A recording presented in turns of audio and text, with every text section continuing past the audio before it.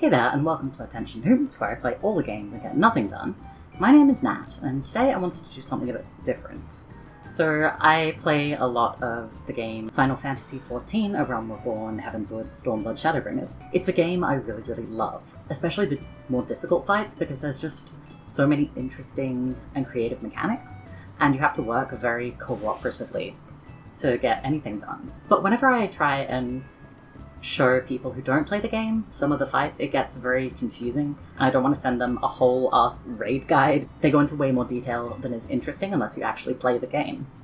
So I thought what I would do is record a clip of myself going through one of the fights, and I would just sort of explain as we watch. Anyway, I hope you enjoy. This fight is Cinder Extreme, and if you've played Final Fantasy games previously, I don't know which one this boss is from, but I don't know which one the weapons are from, but this is Ruby Weapon. So it's an 8-person duty, so 2 tanks, 2 healers, 4 DPS. I'm playing Monk. Monk has been through a lot of changes recently, which I really love. Just a lot of quality of life improvements. My hotbars are kind of a mess, so just ignore that, please. And I am still getting used to the changes, so if my play seems a bit shaky, that's partly why. So we're just setting our positions around these markers. So we're just setting our positions around these markers because everything uses. This fight uses a lot of clock positions, so people choose a spot that's like a cardinal or intercardinal, and you take yourself there for a lot of mechanics. And yeah, I'm just eating some food because there's stat boosting and health boosting foods in the game. And here we go. So we start out very simple. Tank takes aggro. I'm just doing my opening rotation, which I'm still getting used to because it's a little bit different from my old one, because some of the skills just work completely differently. Optimized ultimate is just a raid why it just does damage to everyone.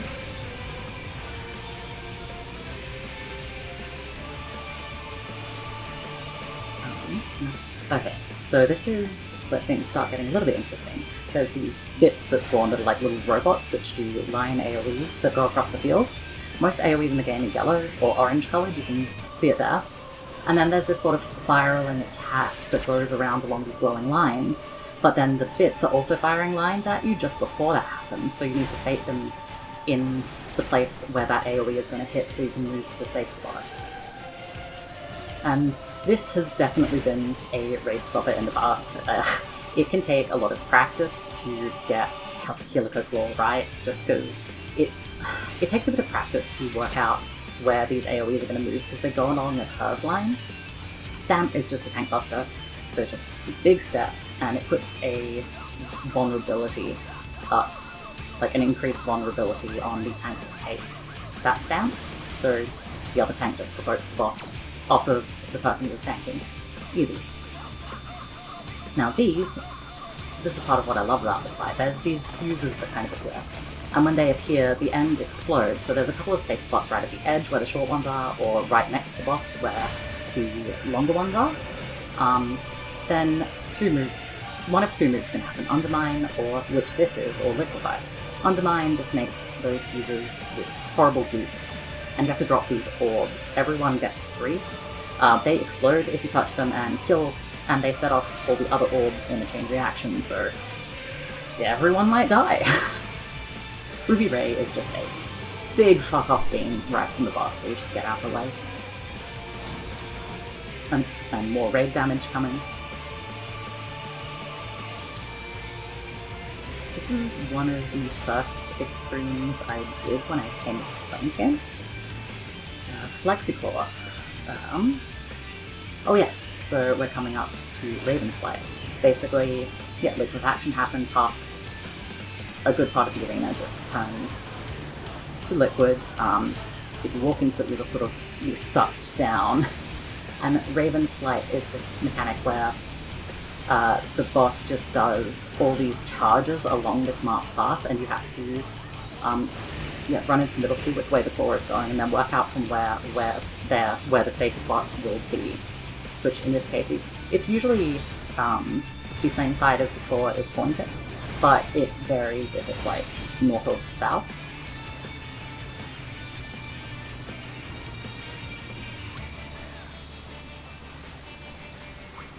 More raid-wide damage.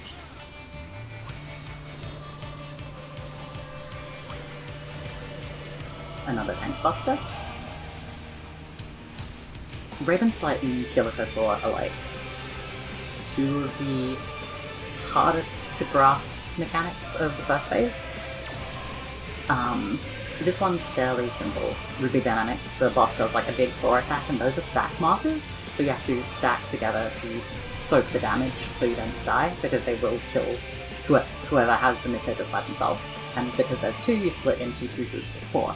Those purple circles are just AoEs. Those pulsing markers, they do the most damage where the center is, and then less and less as you get further out, so you just want to run as far away from them as possible. Another Ruby Ray, again, that big beam. But that's fairly easy to dodge, especially when the boss does it into the wall like a fool, like just then. And more raid-wide damage. In every fight, there's just a lot of raid-wide attacks. There's usually always stack markers, there's always tank busters, Flexiclaw. So this is Raven's Flight again, but a variation. The middle turns to sand and... No, sorry, wrong Flexiclaw. This one is the same fuses as before, they explode, but the rest of the arena turns to liquid, not the fuses, because last time the fuses were unsafe, and the arena was safe. With this one, what happened was I got turned around and went to the wrong spot, so I just took my markers out, and died, so hopefully everyone else would live. And they did for the most part. I did get someone else killed, which, you know, not great, but this content is old enough that it's not a huge deal. Like, this was from 2 patches ago, so gear has improved, so people have more health, they can do more damage, so you don't have to meet such tight damage checks. Because usually when something first comes out, there's usually always like a damage check that you have to meet, and if you don't do a certain amount of damage by that point, you will all die and have to start again. So yes, this is Raven's Flight again, but it starts out with the center turning to liquid, and then the outsides will. So again, just sort of looking at where the boss is going, moving into where it was standing before, because that's usually a safe spot. And you just have to watch for the claw, move away so you don't get stabbed, and easy peasy. The second one is a lot easier than the first one, I found. Like, it's a lot more intuitive.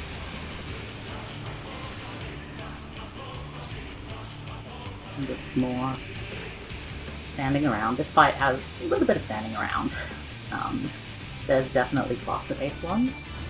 Like, I've been doing a lot of Emerald Weapon Extreme, and that almost always has things happening, and there's not a lot of downtime. So this fight is really good for melee DPS, you have to be close to the boss to do any damage. Okay, this is the first phases in Rage. Like, Enrage just means that if that move goes off, you will all die and have to start again. And the whole group dying doesn't incur any penalties, but if just one person dies and is resurrected, then you get weakness, which reduces your health and your damage output. And if you die again with the weakness debuff, you will hit Brink of Death, which reduces those things even further. And here we have a lovely lobster transformation. One of my friends always asks people who haven't done it before, so do you like Baby Bell cheese? And timer going off. I do a fair bit of gathering in this game, so there's timed nodes, and usually I'll just set a timer to remind myself. And now we have Gross Goop Lady, which just creepy smile. It's great, and very dramatic operatic music. So for this phase, the boss is kind of fixed in the middle. She doesn't move. Meteor Project. Basically, a moon is gonna drop on us. Well, not on us, a fair distance away, but like that shockwave will fucking hurt. So these ads, everyone gets a debuff of a certain color, and you have to go to the opposite colored ad. There's just like self AoEs, a whole bunch of stuff. They hit pretty hard if they get too close together. Okay, so that was Lunar Dynamo, which is this donut-shaped AoE. They can either do Dynamo or Iron Chariot, which is like a big AoE centered for themselves, so you have to get out. But then if the other ad is doing Dynamo and you go towards the middle, you'll probably die, because you'll get clipped by Dynamo. So you have to watch for what they're doing. So change of heart is happening, so the ads are going to swap color. So there's a tank swap, and everyone else has to swap as well, which I'm doing now. So then there's more of these meteor streams, which is AoEs. During that phase, there's also these heads that tether, and you have to pull them, the opposite colored head, to your ad, and it explodes. So you don't want people to get too close. So it can be like a little bit tight with all the AoEs. So in the background, okay, so that's a look away marker, like that eye, that red eye. And in the marker, you can see the moon Dalamud just falling ominously, and there's this countdown, and it's very tense, and it freaked me. It was stressful the first time.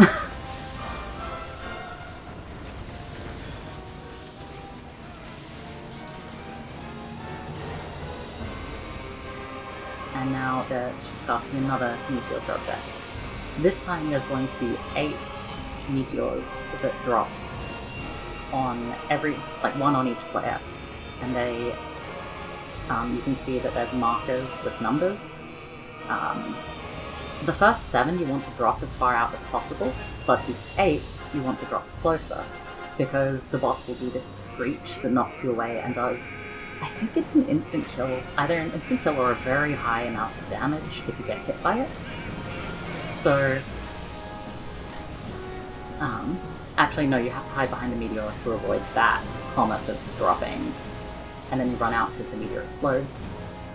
But that screech is fun because it does this knockback, and you can either use your knockback prevention skill, every job has one, or you can just get hit by the screech and it knocks you back behind the meteor.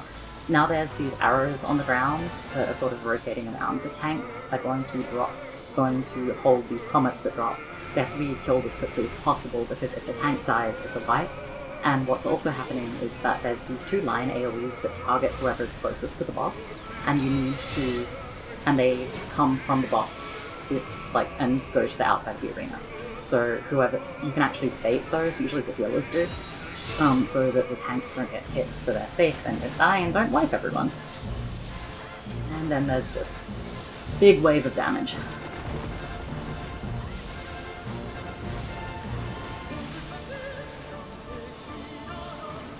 There's not much more to the fight. There's...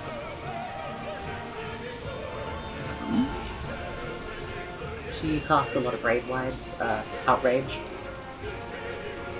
That hit pretty hard. Well, not so much nowadays, but they used to hit very hard, and it was really stressful to heal. And yay, we're done! So that was Cinder Drift Extreme from Final Fantasy XIV. And I really love this game. I hope I made it make a little bit of sense to someone who's not played before, because, this was endgame content, and this is what endgame content's like. So thank you so much for watching. I hope you enjoyed it. Leave a like, subscribe. If you wanted to share some of my videos, that would be amazing, because I have 8 subscribers, so anything helps. I will catch you next time.